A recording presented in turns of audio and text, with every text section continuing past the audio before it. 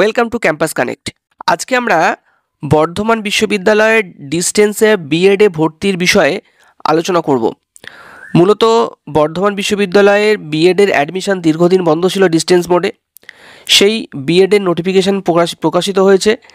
সেই নোটিফিকেশান নিয়ে আমরা ডিটেলস আলোচনা করব, যে ফর্ম ফিল আপ আপনারা কবে থেকে করতে পারবেন, শেষ ডেট কবে রয়েছে, কোয়ালিফিকেশান কি আছে, এবং সেই সঙ্গে এই কোর্স ফি কত, আবেদন মূল্য কত, সবটাই এই ভিডিওতে আলোচনা করব।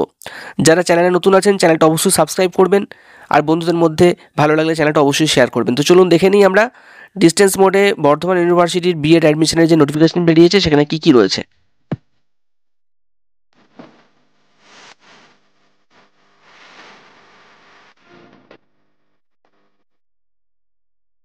আচ্ছা, বর্ধমান বিশ্ববিদ্যালয়ের ডিস্টেন্স মোডে যে নোটিফিকেশান বেরিয়েছে বিএডের, সেই বিএডের নোটিফিকেশান বেরোনোর যে বেরিয়েছে সেখানে আমি দু একটা কথা বলে দিই। সেটা হচ্ছে যে বর্ধমান বিশ্ববিদ্যালয়ের বিএড প্রথম শুরু হয় 2015-17 সেশনে, এবং 15-17 সেশন হওয়ার পর বেশ কয়েক বছর হয়, এবং তারপর বিভিন্ন সমস্যার কারণে সেই বিএড বন্ধ হয়ে যায়, এবং এনসিটির যে গাইডলাইন, সেই গাইডলাইনের কিছু সমস্যার জন্য অ্যাফিলিয়েশন বন্ধ করে দেয় এনসিটি, এবং তারপর কিন্তু অনুমোদন বাতিল হয়ে যায় বর্ধমান বিশ্ববিদ্যালয়ের ডিস্টেন্স মোডে, এবং তারপর কিন্তু দীর্ঘদিন বন্ধ ছিল।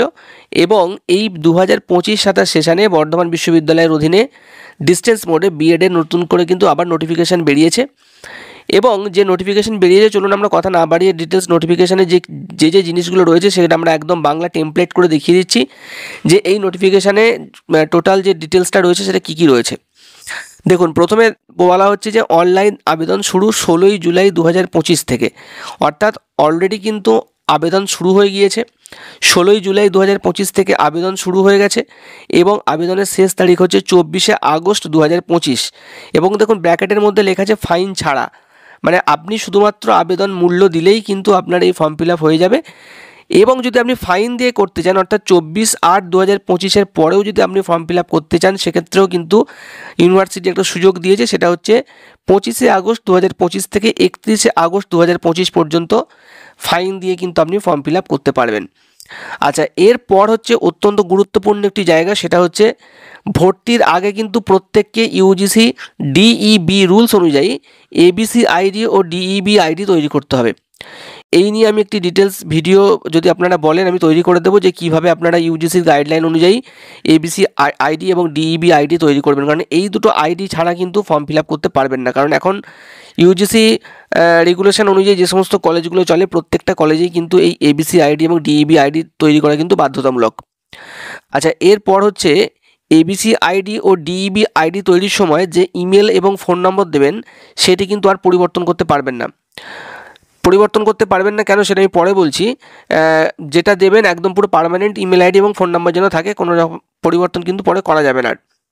এরপর হচ্ছে আবেদন মূল্য। আপনারা যে ফর্ম ফিল আপ করবেন, সেই ফর্ম ফিল আপের আবেদন মূল্য অর্থাৎ অ্যাপ্লিকেশান ফি হচ্ছে 500 টাকা। আর 4টি মাধ্যমে টাকা পেমেন্ট করা যাবে। আপনারা ডেবিট কার্ড থেকে পেমেন্ট করতে পারেন, ক্রেডিট কার্ড থেকে করতে পারেন, নেট ব্যাঙ্কিং থেকে করতে পারেন, বা ইউপিআই বা কিউআর কোড ব্যবহার করেও কিন্তু আপনারা এই 500 টাকার যে আবেদন মূল্য সেটা কিন্তু করতে পারেন। আচ্ছা, এরপর হচ্ছে খুব গুরুত্বপূর্ণ জায়গা, যদি কোনো মিথ্যা তথ্য দিয়ে রেজিস্ট্রেশন করেন তাহলে তা বাতিল হবে এবং আবেদন মূল্য কিন্তু ফেরত পাবেন না। অনেক ক্ষেত্রে আমরা দেখেছি যে অনেকে কাস্ট সার্টিফিকেট বা বিভিন্ন জিনিসগুলো কিন্তু মানে ভুলভাল তথ্য দিয়ে ফিল আপ করে থাকেন, সেক্ষেত্রে কিন্তু তার ক্যান্ডিডেট বাতিল হবে। কারণ আমরা রিসেন্টলি দেখেছি যে পিএসসির মিসলেনিয়াস পরীক্ষায় এসটি ক্যান্ডিডেট একজন, তার কিন্তু প্রার্থীপদ কিন্তু বাতিল হয়েছে। যাই হোক, তাহলে আপনারা যেটা ফিল আপ করবেন সেটা কিন্তু সবটাই যেন একদম সত্য তথ্য দিয়ে কিন্তু ফিল আপ করবেন, নাহলে কিন্তু আপনাদের রেজিস্ট্রেশন কিন্তু বাতিল হবে। আচ্ছা, এরপর হচ্ছে ফার্স্ট মেথড সাবজেক্ট অনুযায়ী কিন্তু মেরিট লিস্ট প্রকাশিত হবে। মানে আপনাদের যে মেরিট লিস্ট, মানে যে মেথড সাবজেক্ট, ফার্স্ট মেথড, কারো জিওগ্রাফি হতে পারে, কারো বেঙ্গলি হতে পারে, কারো ইংলিশ হতে পারে, সেই অনুযায়ী কিন্তু মেরিট লিস্ট প্রকাশিত হবে। আর মেরিট লিস্ট অনুযায়ী কাউন্সেলিং ও ডকুমেন্ট ভেরিফিকেশানের তারিখ ইমেল ও ওয়েবসাইটে দেওয়া হবে। মানে আপনারা ফার্স্ট মেথডে যেটা সিলেক্ট করবেন, সেই মেথড অনুযায়ী কিন্তু আপনার মেরিট লিস্ট প্রকাশিত হবে। এবং মেরিট লিস্ট প্রকাশিত হওয়ার পর আপনাকে ইউনিভার্সিটিতে একদিন ডাকবে, সেই দিনে আপনার ডকুমেন্ট ভেরিফিকেশান হবে, এবং সবটাই কিন্তু সেদিনকে হবে, এবং কাউন্সেলিং হবে। এবং সেই দিনে আপনাকে যে যে জিনিসগুলো নিয়ে যেতে হবে আমি সেটা পরে আসছি। এবং এই যে ভেরিফিকেশানের তারিখ এবং কাউন্সিলিংয়ের যে তারিখ, এটা কিন্তু আপনাকে ইমেলে জানিয়ে দেওয়া হবে। ওই যে ডিইবি আইডি এবং এবিসি আইডি তৈরি করার সময় আপনি যে ইমেল আইডি দেবেন, সেই ইমেল আইডিতে আপনাকে জানিয়ে দেওয়া হবে এবং ওয়েবসাইটেও কিন্তু আপনি দেখতে পারবেন। আচ্ছা, এরপর হচ্ছে ডকুমেন্টস ভেরিফিকেশনের সময় আপনার কী কী লাগবে, অর্থাৎ ফার্স্ট মেরিট লিস্ট যখন বেরোবে, মানে মেথড পেপার অনুযায়ী যে মেরিট লিস্ট বেরোবে, সেখানে আপনার কী কী লাগবে একটু দেখে নিন। সেটা হচ্ছে অনলাইন পেমেন্ট রিসিপ্ট, মানে 500 টাকার যে রিসিপ্ট যেটা আপনি পাবেন সেটা নিয়ে যেতে হবে। Admit card of school final or equivalent examination, অর্থাৎ মাধ্যমিকের অ্যাডমিট কার্ড অথবা সমতুল্য পরীক্ষার admit card. Marksheet of school final or equivalent examination, মাধ্যমিকের আপনার হচ্ছে রেজাল্ট লাগবে। Marksheet of higher secondary or equivalent examination, উচ্চ মাধ্যমিক বা সমতুল্য পরীক্ষার শংসাপত্র বা মার্কশিট লাগবে। Marksheet of under graduate examination, অর্থাৎ গ্র্যাজুয়েশনের সার্টিফিকেট লাগবে। Marksheet of post graduate as the case may be, এবং যদি আপনি পোস্ট গ্র্যাজুয়েট দিতে চান সেক্ষেত্রে আপনি দিতে পারেন, পোস্ট গ্র্যাজুয়েটের সার্টিফিকেট লাগবে। সার্টিফিকেট অফ এমফিল বা পিএইচডি, যদি আপনার এমফিল বা পিএইচডি থেকে তার সার্টিফিকেট লাগবে। Marksheet and certificate of NCTE recognised programme, এই জায়গাটা আমি একটু পরে আসছি। এইচের দাগে যেটা আছে, এনসিটিএ রেকগনাইজড কোনো ডিগ্রি যদি থাকে সেই সার্টিফিকেট বা মার্কশিট আপনাকে দিতে হবে। বর্ধমান ইউনিভার্সিটি রেজিস্ট্রেশন সার্টিফিকেট, শুধুমাত্র বর্ধমান ইউনিভার্সিটির স্টুডেন্টদের জন্য। আর কাস্ট সার্টিফিকেট অথবা পিডব্লিউডি সার্টিফিকেট, এই দুটো যদি থাকে সেটা লাগবে।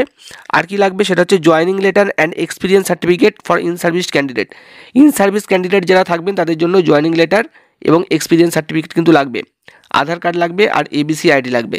এই ডকুমেন্টসগুলো নিয়ে কিন্তু আপনাকে ভেরিফিকেশনের সময় যেতে হবে। আমি দুটো বিষয় আসবো কিছুক্ষণ পরে, সেটা হচ্ছে এনসিটি রেকগনাইজড সার্টিফিকেটের বিষয়টা, আর একটা হচ্ছে ইন সার্ভিসদের বিষয়টা। আমি এই বিষয়টা একটু পরে আসছি। আচ্ছা, তারপর হচ্ছে ভেরিফিকেশনের জন্য আপনাকে কোথায় যেতে হবে। ভেরিফিকেশনের জন্য আপনাকে বর্ধমান বিশ্ববিদ্যালয়ের গোলাপবাগ ক্যাম্পাসে আসতে হবে, 500 টাকার আবেদনপত্র রিসিভ কপি এবং যে যে ডকুমেন্টসগুলো বললাম এই সমস্ত ডকুমেন্টসগুলো নিয়ে আসতে হবে। আচ্ছা, এরপর অত্যন্ত গুরুত্বপূর্ণ সেটা হচ্ছে কোর্স ফি। এই কোর্সের জন্য, অর্থাৎ 25-27 সেশনের যে বিএড, সেই বিএড সেশনের জন্য 2 বছরে আপনার খরচা হচ্ছে পার্ট 1-এ 40,000 টাকা আর পার্ট 2-এ হচ্ছে 40,000 টাকা, অর্থাৎ মোট হচ্ছে 80,000 টাকা। এটা হচ্ছে শুধুমাত্র কোর্স ফি। এরপর পরীক্ষা ফি এবং আদার্স অন্যান্য কিছু আনুষঙ্গিক কিছু খরচা আছে, সেটাই পরে বলছি। পার্ট 1-এর জন্য 40,000 টাকা, পার্ট 2-এর জন্য 40,000 টাকা আপনাকে দিতে হবে। এটা কিন্তু বাড়িয়েছে অনেকটাই, কারণ বিগত যে বছর যে আবেদন যেগুলো ছিল কোর্স ফি ছিল, সেখানে কিন্তু 50,000 টাকা ছিল, 25,000 করে দুটো পার্টে 50,000 ছিল, কিন্তু এবার 80,000 টাকা করেছে।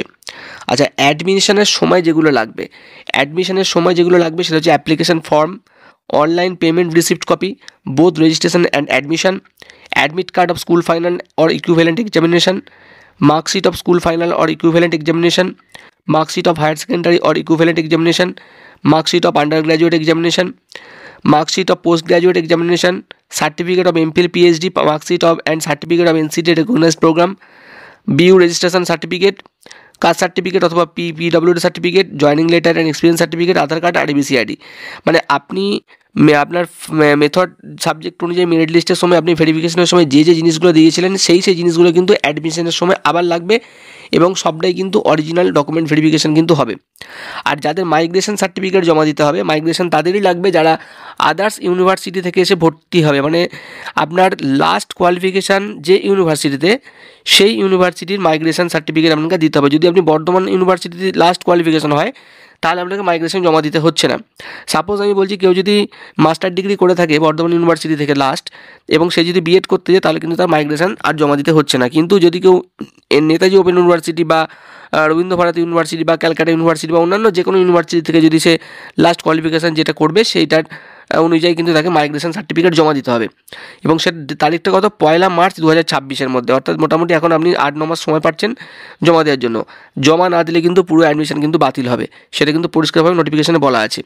আচ্ছা, এরপর সবথেকে ইম্পর্টেন্ট জায়গা সেটা হচ্ছে এলিজিবিলিটি, অর্থাৎ শিক্ষাগত যোগ্যতা বা কারা কারা আবেদন করতে পারবেন। প্রধানত এই 2025-27 সেশনে বিএড যারা করতে পারবেন তারাই করতে পারবেন যারা এনসিটি রেকগনাইজড কোনো ডিগ্রি করেছেন। এনসিটির রেকগনাইজড কোনো ডিগ্রি করেছেন তারাই একমাত্র আবেদন করতে পারবেন। আর এখানে কোয়ালিফিকেশান কি বলছে, trend in service teacher in elementary education, মানে যদি কোনো শিক্ষক অর্থাৎ প্রাথমিক শিক্ষক যদি আবেদন করতে চান সেক্ষেত্রে তাকে এলিমেন্টারি এডুকেশনের ডিগ্রি থাকতে হবে এবং তাকে ইন সার্ভিস টিচার হতে হবে। আর যদি কোনো ফ্রেশার ক্যান্ডিডেটদের ক্ষেত্রে তাদের NCT recognised teacher education programme থাকতে হবে ফেস টু ফেস মোড। তাদের কিন্তু রেগুলার মোডে অর্থাৎ 2 বছরের যে ডিএলএড পশ্চিমবঙ্গ প্রাথমিক শিক্ষা পর্ষদ থেকে যে 2 বছরের ডিএলএড করানো হয়, সেই 2 বছরের ডিএলএড কোর্স থাকতে হবে রেগুলার মোডে, তবেই কিন্তু তিনি আবেদন করতে পারবেন। এবং এই ফেস টু ফেস মোডের যে ডিএলএডের ব্যাপারটা, এটা কিন্তু ফ্রেশার এবং ইন সার্ভিস দুজনদের ক্ষেত্রেই, মানে কোনো ইন সার্ভিস টিচার যদি এনআইওএস থেকে ডিএলএড করে থাকেন তিনি কিন্তু অ্যাপ্লাই করতে পারবেন না। কোনো ফ্রেশার ক্যান্ডিডেট যদি এনআইওএস থেকে ডিএলএড করে থাকেন তাহলে কিন্তু তিনি অ্যাপ্লাই করতে পারবেন না। রেগুলার মোডে অর্থাৎ ফেস টু ফেস মোডে কিন্তু তাকে 2 বছরের ডিএলএড করে থাকতে হবে, তবেই কিন্তু তিনি অ্যাপ্লাই করতে পারবেন ইন সার্ভিস এবং ফ্রেশ ক্যান্ডিডেট দুজনদের পক্ষেই। আচ্ছা, এবার হচ্ছে এক্সামিনেশন ফি, পরীক্ষার যে মূল্য সেটা হচ্ছে 2000 টাকা পার ইয়ার, অর্থাৎ আপনার দুটো পরীক্ষা যখন হবে তখন কিন্তু আপনাকে 2000 টাকা করে পরীক্ষার ফি দিতে হবে। আর আসন সংখ্যা হচ্ছে 500, আর লেট ফি হচ্ছে 500 টাকা। 500 টাকা লেট ফি হয়ে যে প্রথমেই যেটা বললাম যে আপনারা যদি আবেদন যদি পরবর্তী সময় করেন তাহলে আপনাকে আবার লেট ফি দিয়ে কিন্তু ফর্ম ফিল আপ করতে হবে। তাহলে এই যে পুরো বিষয়টা আমি বললাম, এই পুরো বিষয়টা এবার আসি যে কীভাবে এই ভর্তি প্রক্রিয়াটা মানে হবে। প্রথমত হচ্ছে আপনারা অ্যাপ্লিকেশান ফর্ম ফিল আপ করলেন অনলাইনে, অ্যাপ্লিকেশান ফর্ম ফিল আপ করার পরে আপনাদের মেরিট লিস্ট প্রকাশিত হবে ফার্স্ট মেথড অনুযায়ী, এবং ফার্স্ট মেথড অনুযায়ী মেরিট লিস্ট প্রকাশিত হওয়ার পরে আপনাকে ওয়েবসাইট এবং ইমেল মারফত আপনাকে জানাবে যে আপনি মেরিট লিস্টে আছেন কি না। যদি থাকেন আপনাকে ডেট এবং টাইম দিয়ে দেবে, সেই টাইমে আপনাকে গোলাপবাগ বর্ধমান ইউনিভার্সিটির মেন ক্যাম্পাসে যেতে হবে এবং সেখানে যে যে ডকুমেন্টসগুলো বলেছি সেই ডকুমেন্টসগুলো নিয়ে যেতে হবে। নিয়ে যাওয়ার পর আপনার সেখানে ভেরিফিকেশন হবে, ভেরিফিকেশন হওয়ার পরে আপনার সেদিনকে কিন্তু কোনো টাকা লাগছে না। তারপর ওরা আবার একদিন ডেট দেবে, সেই ডেটে আপনাকে ভর্তি হতে হবে এবং ভর্তির জন্য আপনাকে অনলাইন পোর্টাল থেকে ওখানে ওপেন করে আপনাকে 40,000 টাকা পেমেন্ট করতে হবে এবং 40,000 টাকা পেমেন্ট করার পরে সেই পেমেন্ট রিসিপ্ট কপি নিয়ে গিয়ে আপনাকে আবার ডেট দেবে, সেই ডেটে আপনাকে গিয়ে আবার আপনার অরিজিনাল ভেরিফিকেশন হবে এবং আপনাকে 40,000 টাকা রিসিপ্ট, ভর্তির অ্যাডমিশনের রিসিপ্ট এবং এই অরিজিনাল সমস্ত ডকুমেন্টসগুলো ওখানে শো করতে হবে। করার পরে আপনার সেখানে সমস্ত কিছুটা কমপ্লিট হবে। তারপর আপনাকে ওখানে নতুন করে আপনাকে সমস্ত কিছু যা রেজিস্ট্রেশন সার্টিফিকেট বা সেগুলো পরে পরে যখন ইস্যু হবে সেগুলো দেবে। এবং তারপরে এবার যেরকম পরীক্ষা হয় সেই পরীক্ষা পদ্ধতি যেরকম হয় সেটা সেমিস্টার অনুযায়ী হতে পারে। এখন বছরের শেষে একটা পরীক্ষাও হতে পারে, সেটা এখন কীভাবে হবে সেটা ইউনিভার্সিটি বুঝবে। তো এই পুরো বিষয়টা আপনাদের সামনে তুলে ধরলাম যে বিএডের এই যে ভর্তির যে বিষয়টা, যারা ডিএলএড করে বসে আছেন তারা, যাদের একটু মানে মোটামুটি কম বয়স, তারা এইটা করে নিতে পারেন, কারণ 2 বছরে 80,000 টাকা খরচা, আপনারা করে নিতে পারেন। কিন্তু অবশ্যই কিন্তু বারবার একটা কথা বলছি, তাকে কিন্তু 2 বছরের রেগুলার মোডে ডিএলএড থাকতে হবে। এনআইএস থেকে বা অন্য কোনো থেকে ডিএলএড করা থাকলে হবে না, কিন্তু এনসিটি রেকগনাইজড কোনো অন্য ডিগ্রি থাকলেও কিন্তু হবে এলিমেন্টারি এডুকেশনের উপরে। সেক্ষেত্রেও ফেস টু ফেস মোডে যদি কোনো এনসিটি রেকগনাইজড কোনো ডিগ্রি থাকে তাহলে কিন্তু সে এই মানে বিএডটা করতে পারবে। ঠিক আছে, বিএডের পুরো বিষয়টা জানালাম। ভিডিওটা ভালো লাগলো অবশ্যই বন্ধুদের মধ্যে শেয়ার করবেন। সকলে ভালো থাকবেন, ধন্যবাদ।